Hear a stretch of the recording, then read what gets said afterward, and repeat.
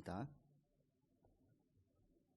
사무엘상 28장 7절 같이 합독하겠습니다. 사울이 그의 신하들에게 이르되 나를 위하여 신접한 여인을 찾으라.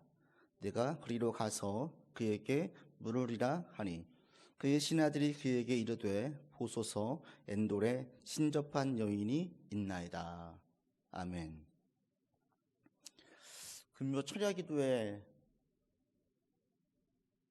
뜨겁게 기도하던 권사님이 다음날 아들 결혼식 날짜를 잡으려고 용한 무당을 찾아갔어요.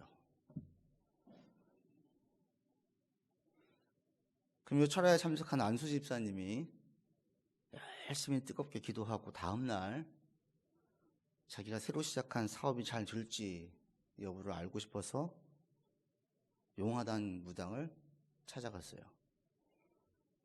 여러분, 만약에 이런 일이 실제로 여러분 눈앞에서 있다면 여러분들은 어떤 생각이 들 것 같습니까? 그럴 수도 있지라고 이해가 되십니까? 아니면 너무 당황스러워서 어떻게 저럴 수가 있지 이런 생각이 드십니까? 그 아는 권사님에게 들은 얘기인데, 어느 권사님이 친구 따라서 호기심에 무당을 찾아갔대요. 이제 친구가 가자고 하니까 오래된 친구여서 그냥 자기도 처음이어서 같이 따라가 봤대요. 그런데 들어서자마자 그 무당이 그러더래요. 아니, 교회 다니는 사람이 여기는 왜 와? 그러더래요. 그 말을 듣고 이 권사님은 창피해가지고 빨리 나왔다라는 거예요. 그 얘기를 어느 권사님 저한테 해주시면서 무당도 안 와봐요 이렇게 얘기를 하시더라고요. 늘 기도하던, 뜨겁게 기도하던, 간절히 기도하던 사람이 무당을 찾아가면 이거 다 이상하게 봐요. 원래 안 믿는 사람이 힘들고 어려울 때마다 무당을 찾아가던 사람이 찾아가면 그러려니 하는데, 하나님을 찾는 사람이, 뜨겁게 기도하던 사람이 무당을 찾아가면 믿는 사람도 이상하게 보고 믿지 않는 사람도 이상하게 보고 무당도 이상하게 봐요. 그런데 오늘 본문에 이런 이상한 일이 일어났어요. 사울이 무당을 찾습니다. 사울 왕이 무당을 찾는 것은 이건 매우 이상하고 이해하기 어려운 모습입니다. 왜냐하면 전날 사울은 뜨겁게 기도했거든요. 간절히 기도했거든요. 지금 사울 왕은 블레셋과의 일전을 앞두고 있습니다. 근데 이전 전쟁과 다르게 지금 사울은 블레셋 군대를 보고 크게 두려워서 마음이 떨렸어요. 그래서 하나님께 물었어요. 꿈으로도 물었어요. 우리로 말하면 기도하면서 잠든 거예요. 하나님, 꿈속에서라도 알려주세요. 또 우림으로 물었어요. 그 당시에 모세 이후에 이스라엘 사람들은 하나님의 뜻을 물을 때에 제사장의 그 흉패, 판결 흉패 뒷면에 판결 흉패의 12개의 보석과 거기에 12지파 이름이 새겨져 있는데, 그 판결 흉패 안쪽에 우림과 둠빔이라고 하는 그 바둑알 같은 모양에다 글자를 썼어요. 완전함, 빛. 그래서 모세 이후에는 하나님의 뜻을 물을 때에 이 제사장의 흉패를 가지고 묻기도 했어요. 그래서 지금 사울이 물은 거예요. 우림으로 하나님께 물은 거예요. 하나님, 하나님의 뜻이 어디 있습니까? 물은 거예요. 우리로 말하면 십자가 붙들고 기도하고 있고 교회 와서 기도하는 거예요. 선지자에게 또 물었습니다. 우리로 말하면 목사님에게 물은 거예요. 목사님, 이거 어떻게 해야 되겠습니까? 물었어요. 그런데 그 다음날 사울이 신하들에게 시켜서 신접한 여인을 찾으라고 얘기를 해요. 7절에 보시면 나와 있죠. 사울이 그의 신하들에게 이르되 나를 위하여 신접한 여인을 찾으라. 내가 그리로 가서 그에게 물으리라. 찾아보래요. 무당은 찾아보라는 거예요. 만약 누군가 저에게 상담을 와서 어떤 게 하나님의 뜻인지 모르겠습니다, 저랑 한참을 얘기를 나눴어요. 그리고 이 사람이 그 다음날 무당 찾아갔다는 얘기를 제가 들으면 제가 좀 대단히 놀랄 것 같아요. 충격받을 것 같아요. 지금 이 사울이 지금 그런 모습을 보이고 있습니다. 전날은 하나님을 간절히 찾았어요.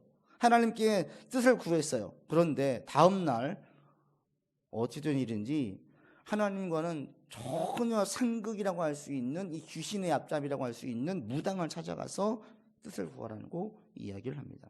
이게 또 대단히 이상한 이유는 사울이 앞장서 가지고 이 무당을 다 없앴어요.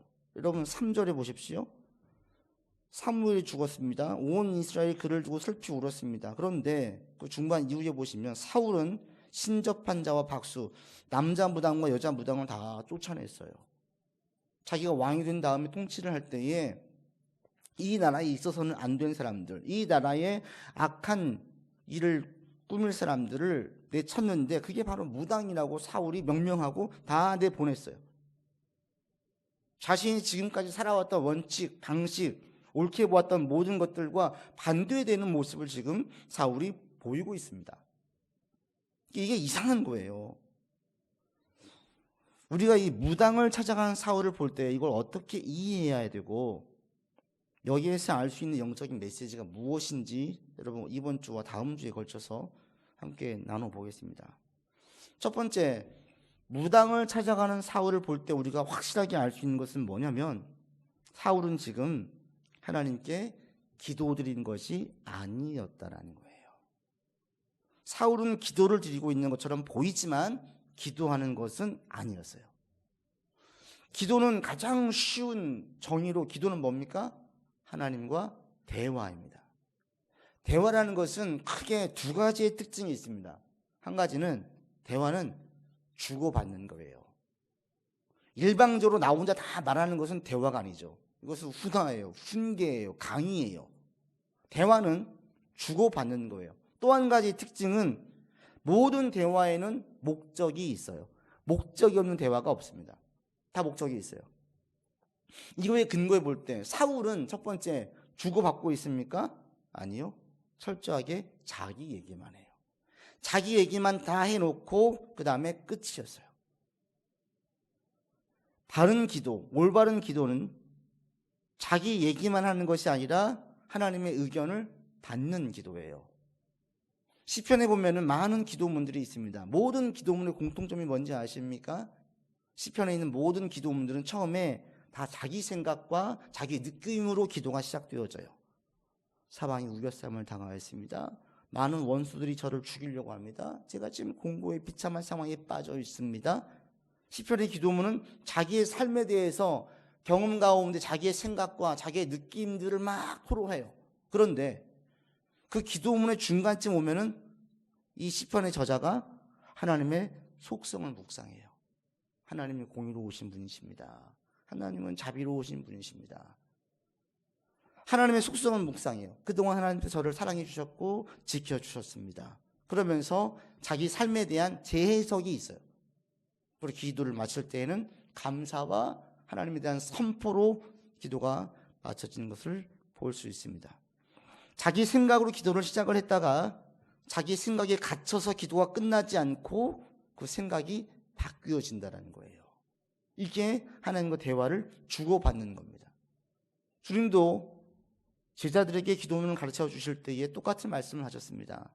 하나님의 뜻이 땅에서도 이루어지길 기도하라는 거예요. 내 뜻이 이 땅에서 이루어지기를 계속 기도하는 것이 아니라 하나님의 뜻, 내 생각과 내 뜻을 가지고 계속 고집부리지 말고 하나님의 뜻을 이 땅에 실현되기를 기도하라고 얘기해요. 기도는 이렇게 하나님과 대화를 주고받는 거예요. 그러면서 자기 생각이 바뀌어지고 자기의 뜻을 고쳐지는 것입니다. 사울은 자기 생각을 계속 얘기했어요. 무엇인지 물어본 다음에 하나님의 뜻이 무엇인지를 찾지 않았어요. 그냥 자기가 궁금한 것을 물어보고 거기에 대한 답이 오는지 안 오는지 여기에만 관심을 가지고 있었습니다. 기도가 아니에요. 또 한 가지, 모든 대화에는 목적이 있다라고 말씀을 드렸습니다. 대화를 나눌 때 크게 두 가지로 나눠 볼 수 있어요. 한 가지는 이해 관계 속에서 나오는 대화, 다른 사람과. 또 한 가지는 인격적인 관계에서 나오는 대화. 이해 관계라고 이야기하면 가장 손쉬운 예로 사업가들을 볼 수 있어요. 사업가들이 만나서 미팅을 나눕니다. 같이 아무리 웃으면서 좋은 얘기를 나눠도 이들의 이 대화 속에는 오직 목적은 한 가지예요. 더 나은 조건에서 자신에게 자신의 회사에 더 유리한 조건으로 계약을 맺는 것. 이게 그들의 목적이에요. 아무리 많은 얘기, 아무리 오랜 시간 동안 있어도 이들의 대화의 목적은 이거 하나예요. 우리가 누군가에게 도움을 받기 위해서 말을 걸고 또 도움을 주기 위해서 이야기하고 또 내게 유익이 될까 봐 이야기 나누는 모든 것들은 다 이해관계 속에 있어요. 많은 얘기를 나누는 것 같지만 목적이 있어요. 이게 바로 이해관계에 근거한 사람들의 대화입니다. 또 한 가지 있어요. 인격적인 관계예요. 이때 나누는 대화들은 이해관계가 아니라 그냥 친해지고 싶어서 또는 그냥 친하니까 삶을 나누는 거예요. 오래전에 그 아이유 씨가 자기 중고등학교 동창과 만나서 두 명과 만나서 얘기를 하더라고요. 그때 그 대화는 무슨 대화겠습니까? 인격적인 대화예요. 자기가 성공하기 위해서 또는 어떻게 앨범을 낼 것인지 고민하지 않고 중고등학교 친구를 만나가지고 밥을 먹고 수다를 떨고 사는 이야기를 나누고 요즘 자기가 들었던 생각들을 나누는 것, 그냥 이것이 목적이에요. 그냥 그 친구들과 함께 있는 것이 좋아서 대화를 나누는 거죠. 이것이 우리 부부 간의 관계일 수 있고 부모와 자녀의 얘기일 수 있고 친한 친구 간에도 이런 일들이 있습니다.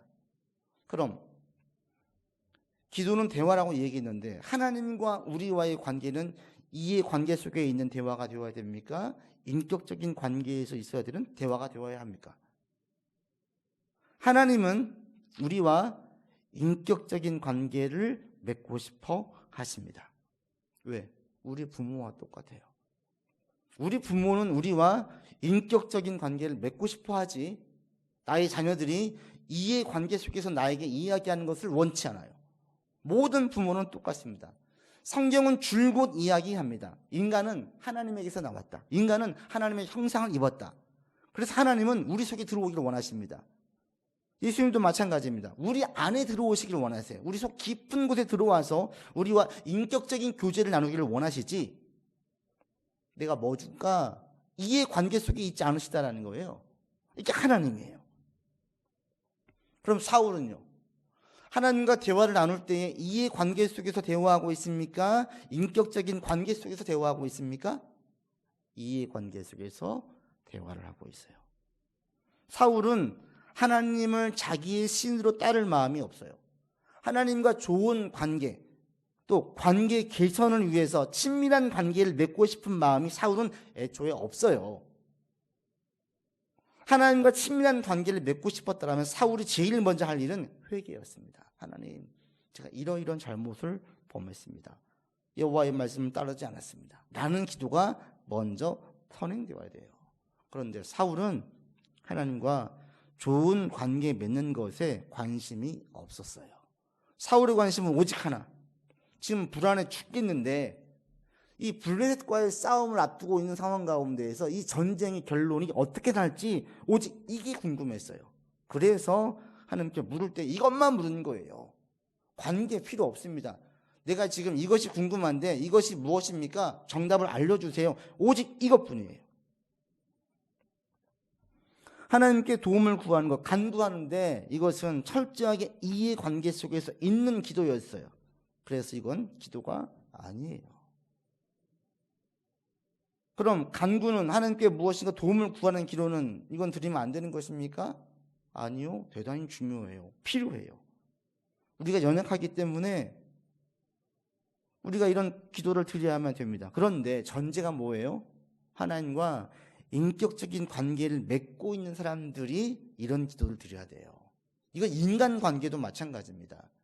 이해관계 속에서만 무엇인가 도움을 주고받는 게 아니에요. 오히려 인격적인 관계 속에서는 더 큰 도움을 주고받지요. 부모 자녀 간의 관계는 말할 필요도 없고 친구 간에도 친밀한 관계, 인격적인 관계가 맺어지면 필요할 때 도움을 줘요. 그 며칠 전에 그 영상에 그 탤런트 조현재 씨가 자기 진짜 친구 찐친 한 명을 소개하더라고요. 자기 집에 초대를 했어요. 그게 누구냐면 연예인 한채영 씨를 집으로 초대한 거예요. 이 동갑내기인 이 친구와 25년 된 친구래요. 그리고 집을 초대해서 자기 아내에게 이 친구와의 일화를 한 가지 이야기해요.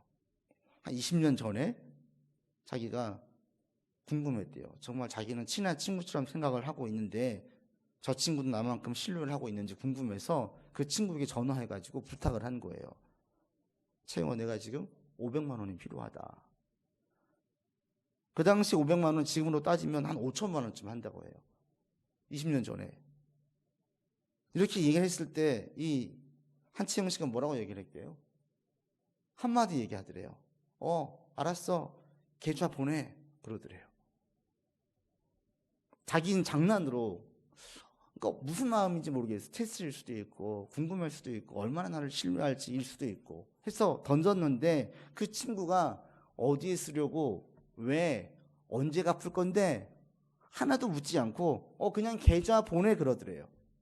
그것을 아내에게 이야기하면서 너무 고마웠다라는 거예요. 돈은 빌리지 않았지만 이 친구가 정말 나를 찐 친으로 생각을 하는구나 라고 느낀 거예요. 진짜 친한 친구들은 어때요? 내가 감당할 수 있을 선에서는 도와줘요. 조금 힘에 부칠 정도까지도 도와줘요. 정말 신뢰할 수 있고 신용할 수 있고 깊은 우정과 믿음이 있는 친구라면 해줘요.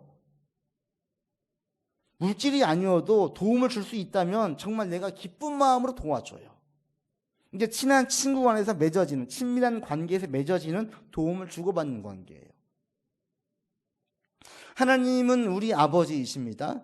우리가 무엇인가 도움을 구할 때에 이 전제가 하나님과의 친밀한 관계가 전제가 되어지면 얼마든지 간구할 수 있어요.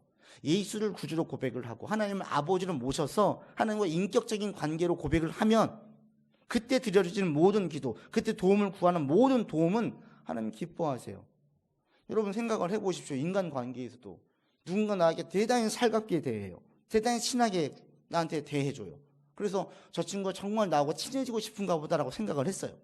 나중에 알고 보니까 친해지려고, 그냥 내가 좋아서가 아니라 나를 통해서 무엇인가 이용하려고 한다는 사실을 알게 됐어요. 여러분, 그러면 그 친구에게 이전처럼 똑같은 호감과 깊은 신뢰와 좋은 마음을 가지고 있습니까? 그렇게 가지지 않아요. 실망하게 되고 거리를 두게 되고 심지어는 배신감을 느낄 수도 있어요. 친하게 살갑게 대했던 모든 것이 진짜 인격적인 관계를 위해서가 아니라 이해관계로의 적분이라면 인간도 실망을 하고 배신감을 느껴요. 하물며 하나님은요, 우리한테 계속 인격적인 관계를 맺고 싶어 하는데 저쪽에서는 계속 이해관계로만 접근을 한다면 이걸 인간도 부당하게 보고 불리하다고 여기는데 하나님께서는 그걸 어떻게 보시겠습니까? 하나님과 인격적인 관계를 맺으면요, 오히려 더 뻔뻔한 기도를 드릴 수도 있어요. 여러분, 세상에서 제일 이상한 관계, 좀 이해하기 힘든 관계가 어떤 관계인지 아세요? 부모 자녀 관계예요. 부모 자녀 관계. 세상의 프레임과 이해로는 도저히 설명이 되지 않는 게 부모 자식 간의 관계예요. 그렇지 않습니까? 자녀는 돈 한 푼 벌어오지 않아요. 자녀는 부모에게 무엇인가를 해준 게 없어요. 도움을 주지도 않아요. 그런데 당당하게 부모에게 돈을 요구해요. 우리도 다 그렇게 살아왔어요. 마치 맡겨놓은 돈을 사듯이 부모님에게 요구를 해요. 해달라고 해요. 그런데 또 부모들은 해주면서 기뻐해요. 못해주는 것에 대해서 속상해해요. 이게 부모 자녀의 관계를 빼고 보십시오. 이런 관계, 이렇게 살아가는 곳이 있습니까? 없어요. 부모 자녀의 친밀한 관계가 이런 말도 안 되는 뻔뻔함, 당당함, 이런 이상한 관계가 맺어지게 해요. 오직 부모 자녀의 관계이기 때문에 가능한 거예요. 하나님이 나의 아버지라면 이런 뻔뻔한 요구를 드려도 하나님은 들으세요. 내 기도대로, 내 요구대로 응답이 될지 안 될지는 차후의 문제이고, 그것을, 그런 뻔뻔한 요구들도 하나님은 받으신다고요. 여러분, 우리가 드리는 기도를 한번 살펴보시기 바랍니다. 사울의 기도를 통해서 여러분이 잘 분별하셔야 될 게 있습니다. 뜨겁게 간절히 기도하는 집회, 기도 모임, 몇 시간씩 기도하는 것, 이게 다 기도예요?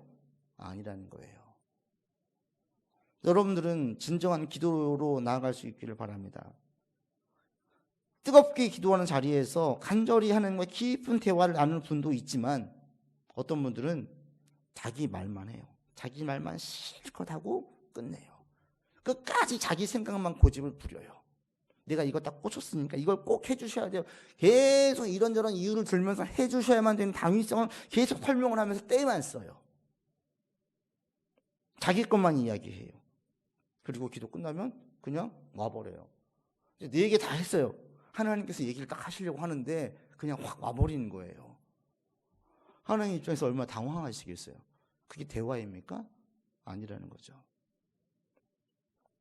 여러분이 기도 가운데에서 이런 하나님과 의견을 주고받는 경험들이 많이 있어지기를 바랍니다.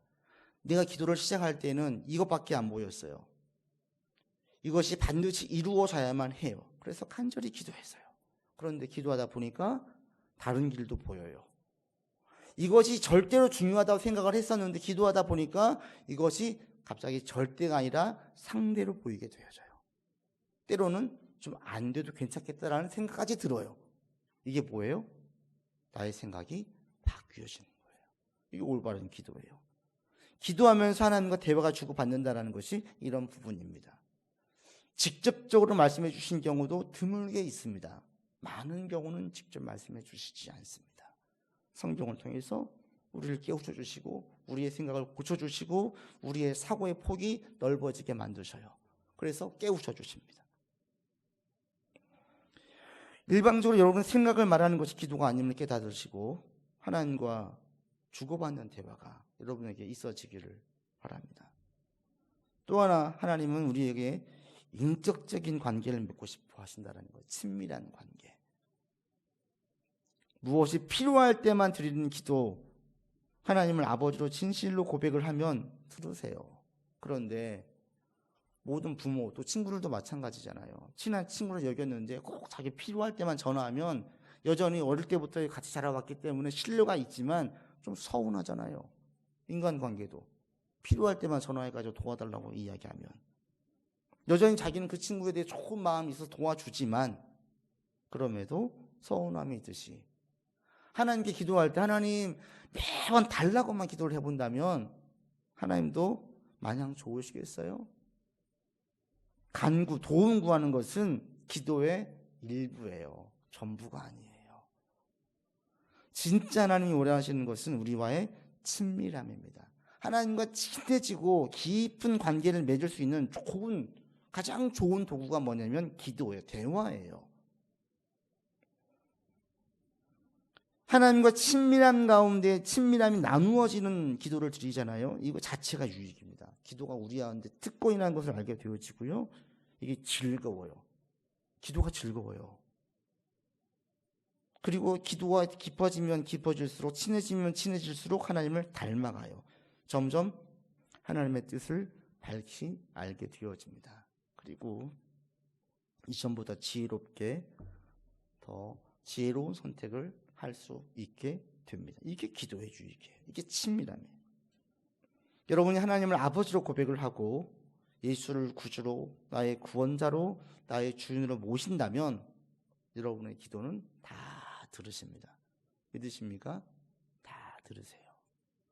뻔뻔한 기도도 때로는 속이 상한 기도도 하나님은 다 들으세요. 내가 아무리 실망스러운 삶을 살아도 내 행동이 아무리 미련해도 하나님은 다 들으세요.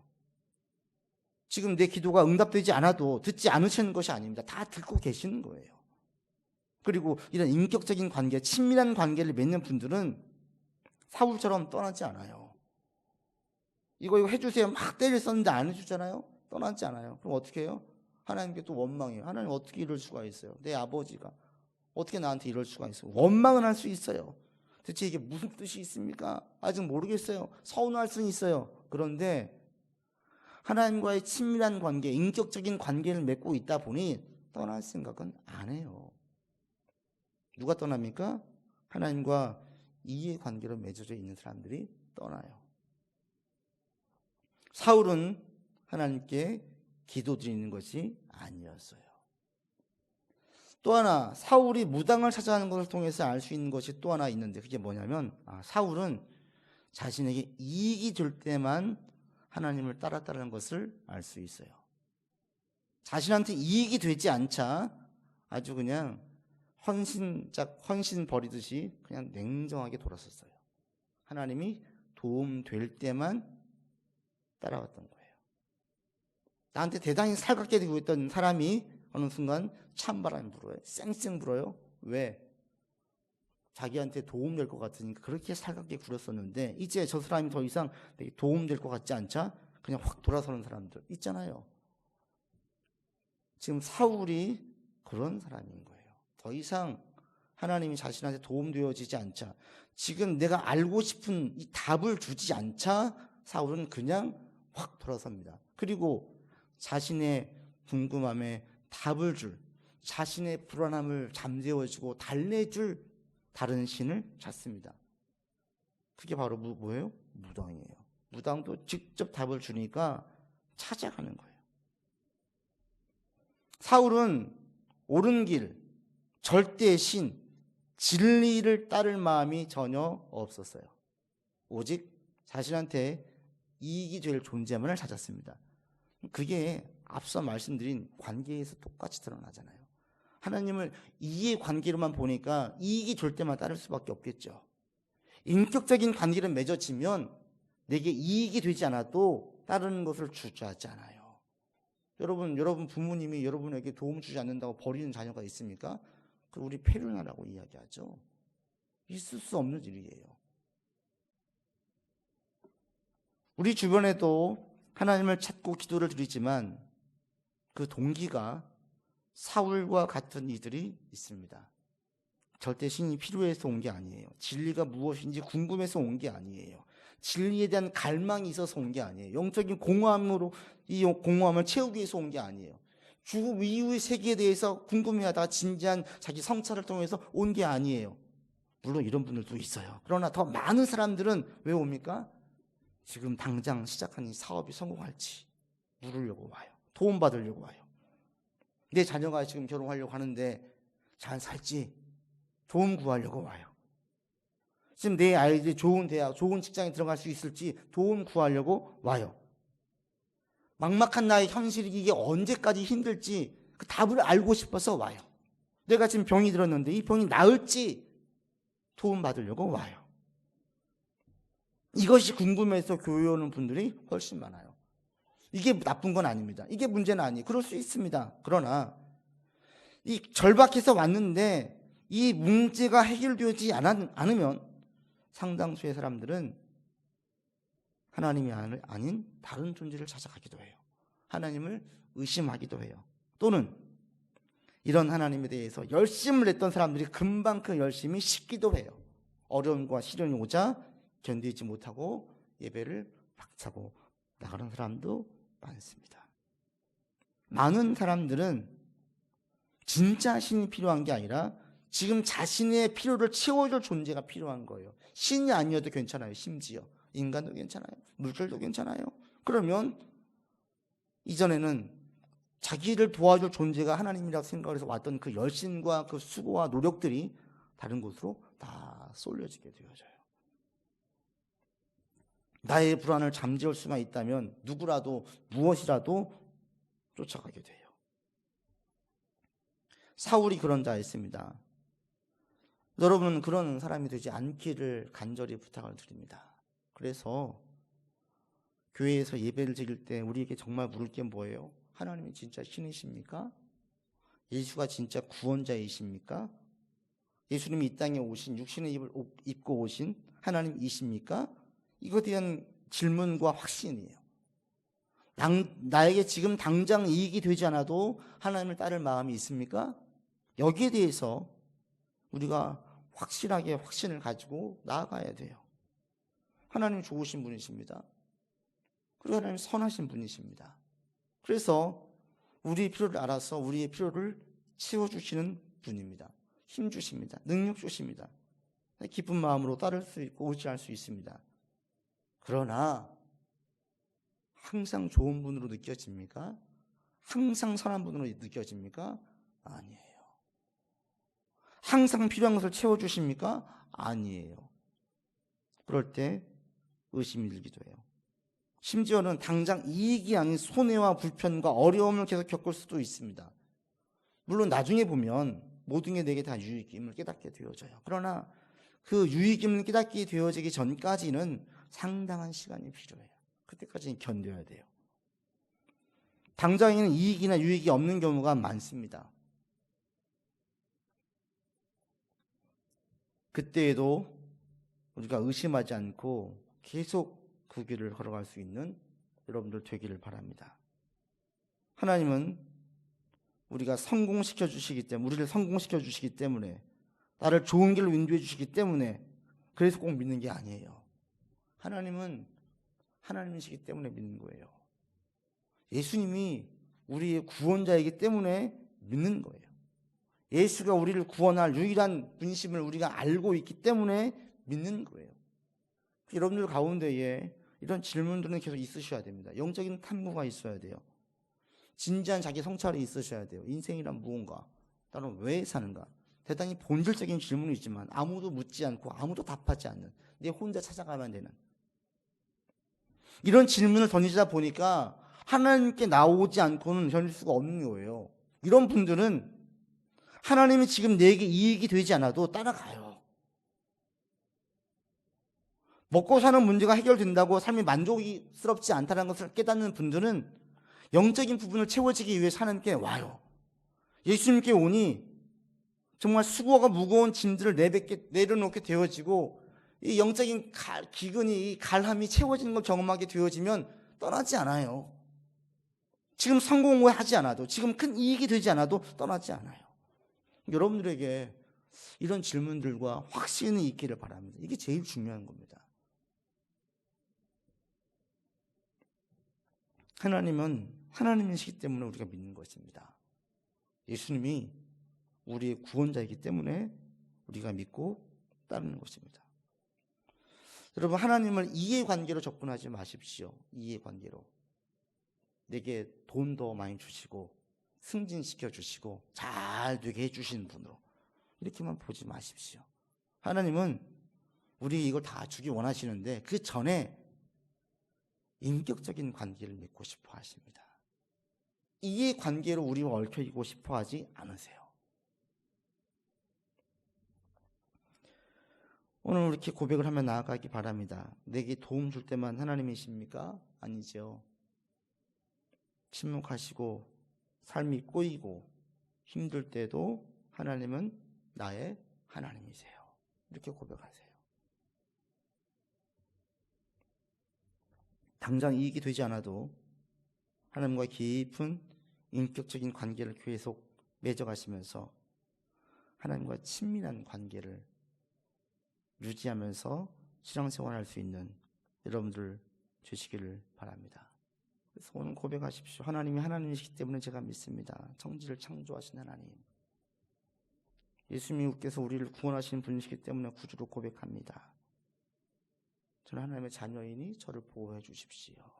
이 고백이 우리에게 있어서 여러분이 교회 나오는 이유는 승진과 성공과 병이 나왔기 때문이 아니라 그것은 인격적인 관계로 잘 맺어지면 따라오는 것으로 우리가 알고 나갈 수 있는 그런 강하고 힘 있는 믿음, 올바른 믿음을, 올바른 관계를 맺으면서 신앙생활할 수 있기를 주 이름으로 권면드립니다. 기도합시다. 아버지 하나님, 사울이 하나님께 기도를 드리는 것 같고 간절히 하나님께 뜻을 구하는 것 같지만 사울은 하나님을 믿는 자가 아니었습니다. 하나님의 뜻을 구하는 자가 아니었습니다. 철저하게 이해관계 속에서 하나님을 바라보았습니다. 아버지 하나님, 우리는 하나님을 인격적인 관계로 바라보기를 원하고 인격적인 관계 가운데에서 친밀함을 맺어가는 우리가 되기를 간절히 원합니다. 하나님이 나의 아버지임을 고백하고 예수님께서 나의 구원자임을 고백하면서 오늘을 살게 하시고 이 믿음 가운데에서 현실 속에서 인내하고 견디고 소망 속에 나아가는 주의 자녀가 되도록 인도하여 주시옵소서. 흔들리는 믿음을 강하게 붙들어 주시옵시고 연약한 자들을 굳세게 하여 주셔서 힘들고 어려운 지금의 상황들 무너지지 아니하고 낙심하지 아니하고 주님과 동행하며 계속 걸어갈 수 있도록 이끌어 주옵소서. 우리 구주 예수 그리스도 이름으로 기도드립니다.